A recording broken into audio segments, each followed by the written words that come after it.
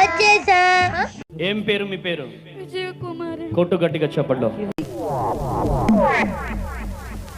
సమస్య ఏంటి? గర్భసంచి పాడైపోయింది అయ్యారు.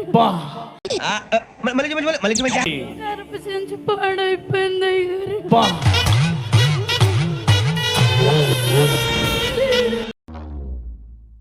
చూసారా sir double action.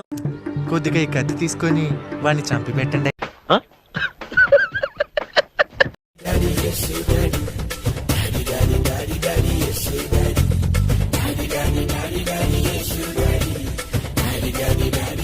Jackson, Michael Jackson, Pandey, kill bill Pandey.